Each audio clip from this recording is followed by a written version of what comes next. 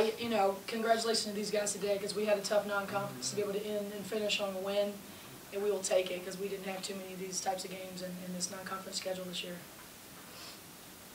Coach, you hold them below 50 points. You shoot about 50%. Was this the most complete team effort this year? I think so.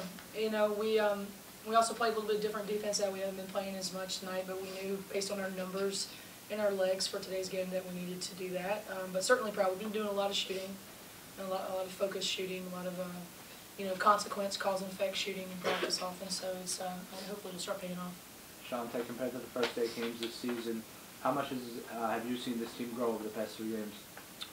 Definitely, I feel like we matured on the court, decision-wise, making better passing. Defense got definitely a lot better.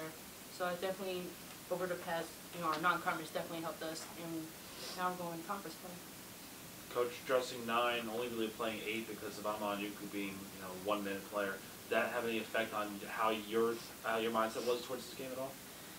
Well, you know, you go in knowing that you got to do whatever it takes to win. So the fact that I needed to rest AO and just made a decision right from the first play that whatever it was, we have enough good players here that we can win with what we have. So, you know, thank goodness everybody stepped up and, you know, had that opportunity. But you see that we're a little bit down right this minute. We were dropping like flies a little bit, and we'll be back. We'll be back strong. We just had a couple mishaps that you have throughout the season. We've had a lot of adversity, so we're used to overcoming all kinds of adversity. We probably could write a book about adversity for this past season, even from the head coach all the way down.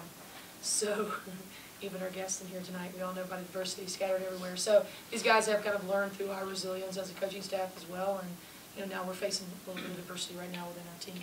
Asia, with such a short bench, you have come out and had 20 points tonight. Did you feel like you needed to step up? Yeah, us being short and people and Ayo not being able to play that much, I feel like I had to step up a little bit. And we've been doing a lot of good shooting, the coach said, so that really helped my ability. Asia, how much more comfortable have you been in the last few games? It's getting more and more each game. This game, I feel like I'm 85% there. I should be 100% there next 2 games. Deven, you get your number called, 10-7. It's got to be a good feeling, good confidence feeling, knowing whenever Amanuku can't play and you can just step in there and be a star. How'd you feel out there on the court tonight? I felt really good. I think everybody stepped up in a different way, and the fact that I could do that for Ayo, because she's there every single game. She comes and plays every single game, so I was happy I could step up when they called me. Coach, another great showing on the defensive end, especially holding off the stage, just 47 points, and it just seemed like throughout the entire game, on the defense, players had their hands up in passing. How much have you been stressing that in practice? I mean, a lot, and I think we did a great job against Ole Miss in our man-to-man. I think that kind of just was the switch that flipped on, and then to have an opportunity to play, you know, to play what we played tonight is pretty awesome because we don't, you know, really get that opportunity. But I knew with our size and, you know, we're going to play a really good team on Sunday that we're going to need, you know, need our bigs as well. So it's a good preparation for that game on Sunday because, you know, William Mary does a good job in the inside game. So we're going to need to be able to step it up. But yeah, I'm proud of them and certainly got a long ways to go. And, you know, we have a lot more tricks up our sleeve and as we move forward in the conference season. How important is it that you're riding this high heading into CA play? Well, exactly what, you know, where we need to be. And I challenged them today. You know, we have a good job of being, you know, loose but yet being focused. And I think that's the hardest part about a team. And Tay knows this, and Deven too. She's been on enough teams. Is, you know, holding things together and keeping that, you know, keeping that intensity all throughout, no matter what. And I was proud of them tonight too, when, you know, when we got up pretty high against you guys, that we didn't let down. We didn't finish, you know, as well. We had some. I tried to give a reference to the Bad News Bears and some of the plays that toward the end of the game, but I'm a little old for that. Nobody's ever seen that movie in their life, so I didn't have 20 minutes to give a recap of the narrative of the story. But we were doing some knucklehead things toward the end. But you know, we did a good job of holding that tempo. So you know, we'll take whatever we can. We know now the big influx of the season is coming with the conference. So we're just a third of the way there. So we got to get moving here. Coach, 17 of 21 from the free throw line tonight. That's a very good improvement of where you guys have been on the season. How much have you been working on that? A lot. And they're laughing because we pretty much ran for 11 days shooting free throws. So, you know, whatever it takes for us to make them in the game, we'll just keep doing what we're doing. So it's a focus thing sometimes in practice, I think. And the thing is that when they shoot free throws in practice, they're in control of their own destiny. So when they miss, they run. So that's why they're probably snickering a little bit because sometimes they make themselves run too much. So, but then you go and shoot 17 or 21, it's pretty good. So we'll take it. Seems like the outside shooting has been improving over the past 4 games. Just how nice is it to see your offensive options expanding? Yeah, I mean, I think it was a focus. It was game experience. It was really pretty much us going back to the basics and getting pads out and just nailing people when they were shooting. I mean, honestly, that was some of the old tactics we were doing. Just definitely a lot of pad work because I felt like we were a little bit too soft on our finishes. And I think we have to keep doing that. That's something with this team we've got to do all throughout the year. I mean, they've got to have a lot of pressure on them, to score. And playing the big teams we were playing with a lot of body contact, like I said, we got a lot of experience early that you can't really recreate in practice. So, all that. We're moving forward. We're nowhere near there, and these guys know that.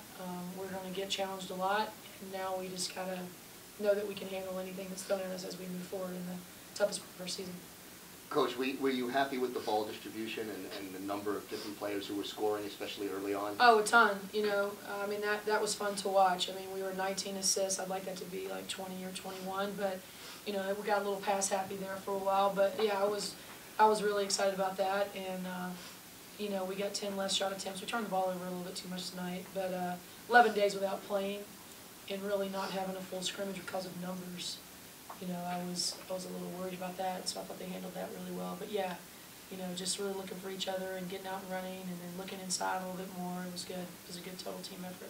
That also taken into account with the 19 offensive rebounds Norfolk State had as well, because it seems like a high number, Shante or Deven were kind of getting pushed around a little bit in the paint, or was it just the ball bouncing off the rim the wrong No, time? they average. They were up in there 43, 45. They rebound, and we knew that coming in, and also rebounding out of the zone we played. It is different, and the guards have to drop down and rebound a little bit more and box out, and we had a little bit of that, a little bit of mishaps with that. But overall, it was good to end non-conference with a win for sure. How does the intensity level change now that you're starting conference play? Yeah, now it's, and this is where my seniors have to step up with these guys, explaining that everybody knows, everything about you so well. I mean, we do have an influx of some new players, but it doesn't matter. It doesn't take long. And it's just a different ball game. It's fun to have our first conference game at home, but it's different. The defense is tighter. The seniors on the other teams are playing as known our players for years. So Jenny Nodgers is coming in here, a local kid from Massapequa, and then Jenna McKenna, and you got another kid named Emily Carell, who is a really good player. Dad played like professional football, and she's just coming along this year. So it doesn't matter what anybody's records are coming in, and hopefully this wisdom of our seniors will really control the locker room culture here as we start this thing, because it's records. You don't go back and look at point differentials. You don't do anything except focus on your next opponent in conference, and know how difficult it is to win conference games. And we have an edge, and we've got some surprise attacks with people, and we're ready for the challenge here. Thank you. All right, thank you guys.